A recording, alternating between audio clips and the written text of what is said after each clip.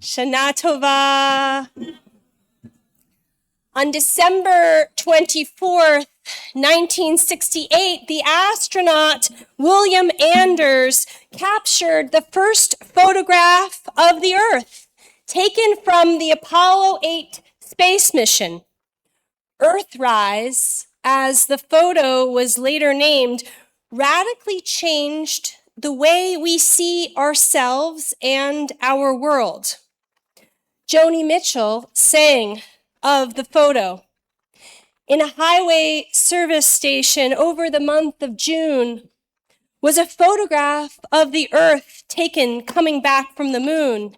And you couldn't see a city on that marbled bowling ball, or a forest, or a highway, or me there, least of all. 50 years after taking the photograph, William Anders observed, we set out to explore the moon, and we ended up discovering the Earth. What we discovered was a sense of our shared fate. Our gorgeous yet vulnerable planet is the only home that we have, and it is badly in need of protection. Once we saw the Earth, we could not unsee the ways in which we are all bound together. The other day, I came across another photograph. This one is a picture of our oldest daughter, Hannah, wearing a giant sweater and standing in a field in October of 2021. Not looking up at the camera, but staring down intently at a baby pumpkin she holds in her hand. Hannah was facing the biggest challenge of her young life, moving away from all of her friends, her beloved school, and her neighborhood. She missed our fall ritual of pumpkin picking. We used to drive north to the pumpkin field in upstate New York. We tried to approximate this tradition in North Carolina, but pumpkin picking just wasn't exactly the same. In this photo, Hannah's vision was understandably narrow. It took a few years to expand the frame and for her to lift her eyes to see all the beauty and complexity of her life. Now her picture includes so much more scenery and friends in New York, in Durham, in Philadelphia, in Ohio. She is full of hope. And I can't help but think of her biblical namesake, Hannah, whom we read about yesterday in the Haftarah. Her hope sat right next to despair and found its voice in prayer. We are all holding equivalents of these two photographs. One, the big picture, environmental disaster, war, hate crime, the decay of our institutions, global needs and vulnerabilities which transcend us but impact us all. And we are also holding, two, the little picture, our own heartbreaks and fears. I failed my test. My boyfriend broke my heart. I can't drive anymore. The test results were positive. We are holding this and much more. And we are straining to find hope.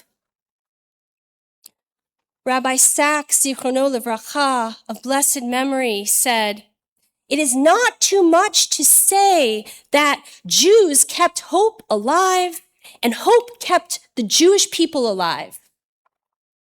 It's a very Jewish thing to say that giving up hope is completely un-Jewish. And yet, so many of us are struggling right now to find hope.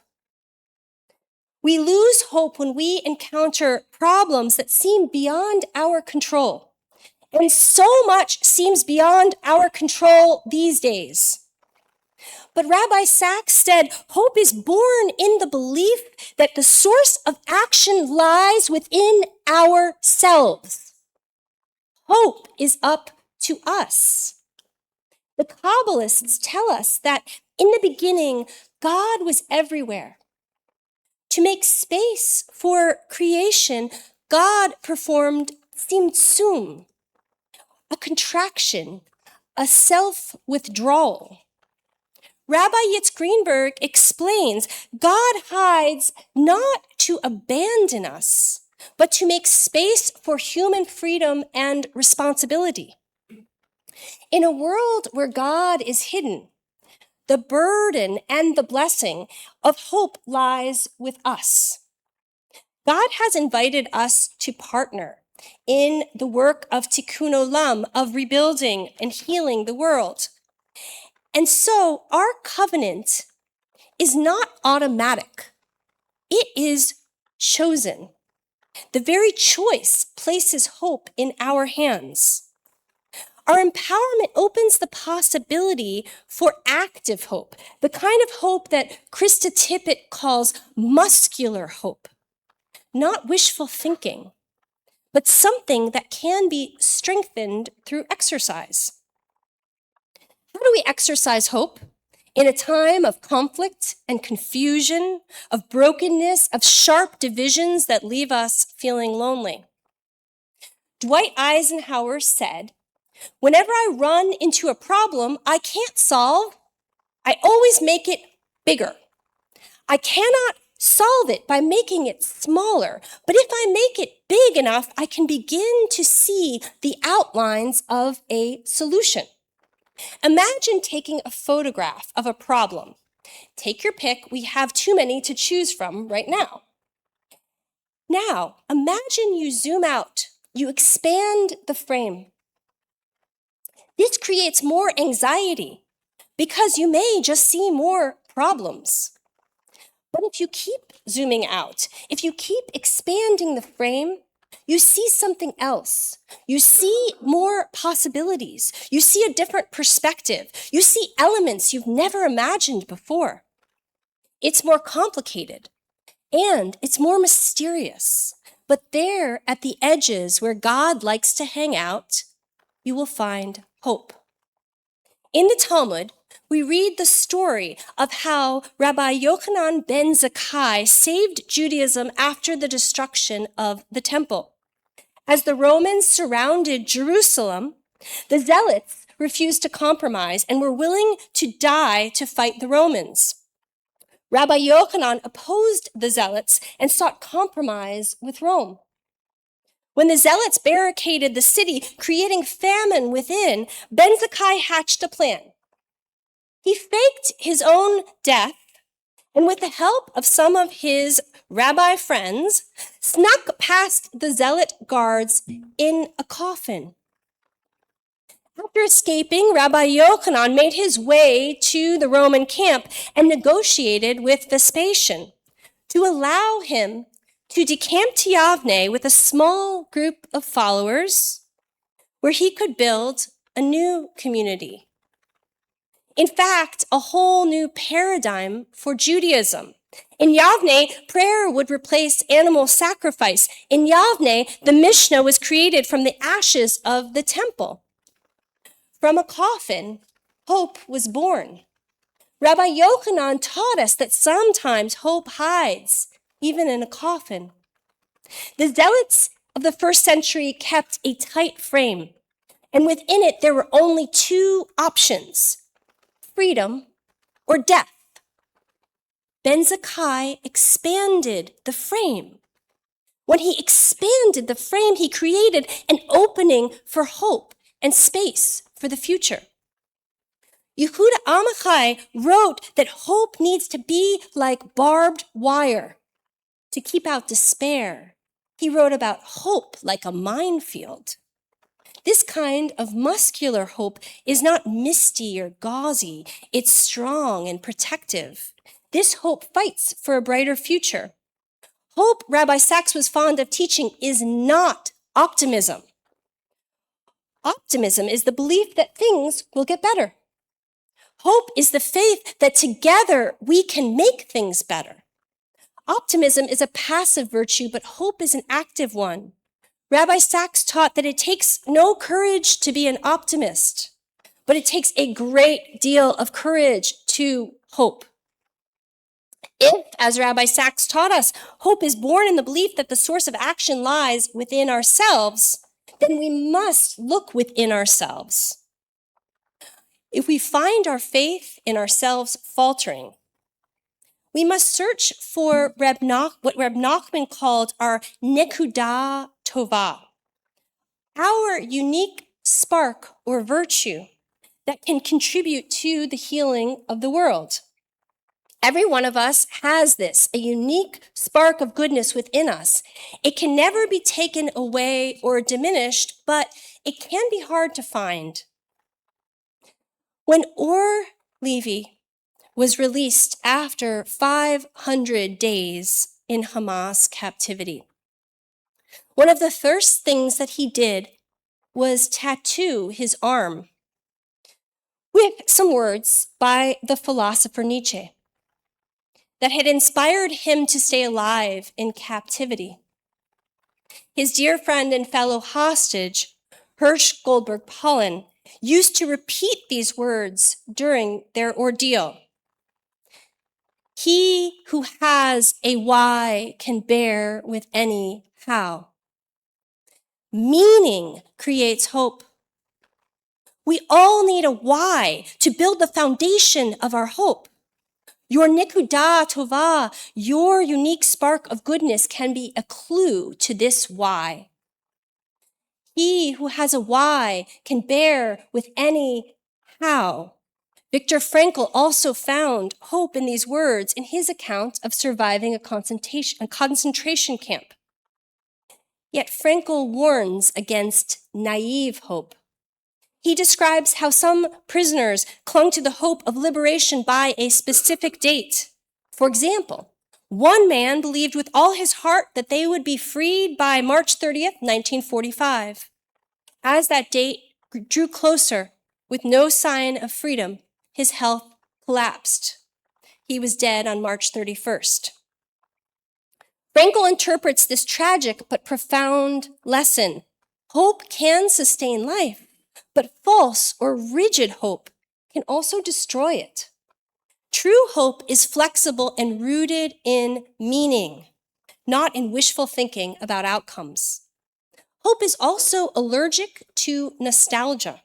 Nostalgia insists that the past was better than any possible future. Rabbi Yochanan ben Zakkai, yes, the same Rabbi Yochanan in the story, taught the opposite. A story is told. Walking past the ruins of the temple, Rabbi Joshua wept, "Woe to us that the place of atonement is destroyed." Ben Zakkai said, "Do not grieve. We have another way to atone. Gimilut chasidim, acts of loving kindness, as it says, for I desire kindness and not sacrifice." Nostalgia locks the frame in the past. Hope expands the frame towards the future. In order to cultivate hope, Rabbi Yochanan needed to keep the past firmly in the past to resist nostalgia. Nostalgia keeps the frame rigid, and hope expands the frame to include a future that we can barely see. And yet sometimes a conversation with the past can buoy us towards hope. We expand the frame by finding voices of hope that transcend this present moment. Hope is bred in conversation across generations. Perhaps that's why we recite Psalm 27 twice a day during the month of Elul. This psalm, written thousands of years ago, traces an interior landscape that is familiar to many of us today. We hear how our ancestor, the psalmist, struggled with the kind of uncertainty and dread that creep up and can overwhelm us. Al taster panecha mimeni, do not hide your face from me, God. And in the end, the psalmist chooses hope even in the face of doubt. Kaveh el Adonai, v'ya'ametz libecha v'kaveh el Adonai. Hope in God and strengthen yourself. Let your heart take courage and hope in God. Psalm 27 advises us to be patient. How is this patient type of hope related to active, muscular hope, to hope like barbed wire? The Talmud teaches a person who prayed and saw that he was not answered should pray again. One should turn to God with hope and, if necessary, turn to God again with hope. Hope, it seems, requires patience and perseverance, as well as active engagement in building the future we long for. In moments when it feels impossibly hard to be the active agent of hope that we all want to be, we might try something that is always within our reach: gratitude. Sometimes expanding the frame means merely noticing, giving thanks, maybe just for waking up in the morning. The Sfat Emet said, at every moment, a new light descends from heaven, and therefore there is always hope. Indeed, humility insists that we admit we don't know what the next moment will bring, so we might as well imbue it with hope. Perhaps the most hopeful rabbinic story originates in the Talmud in Ta'anit. Honi, the circle maker, meets a man planting a carob tree that will only bear fruit in 70 years. When asked why, the man replies, "Just as my ancestors planted for me, so I plant for my children." This is a story of active hope, of muscular hope. The man who planted for the future doesn't have a name because he is each of us, tapping into our nikudah tovah, finding our why, partnering with God to actively build for the future. Imagine expanding the frame. As you zoom out further and further, you can see both the past and the future, the legacy that our ancestors planted for us, as well as the kind of world that we want and need to plant for our children and grandchildren. You can see how much work we have to do. As we expand our view, we see more risk, but we also see more possibility. Look at the earth rising from the perspective of the moon. Look at a photo of a hard moment from your past and give your younger self the gift of perspective. In short, the gift of hope. Tshuva, or change, can feel like a very lonely process. But when we expand the frame, we see God at the edges. When we expand the frame, we see each other. Our hope can be found in the truth that we don't have to do it alone. Shana Tova.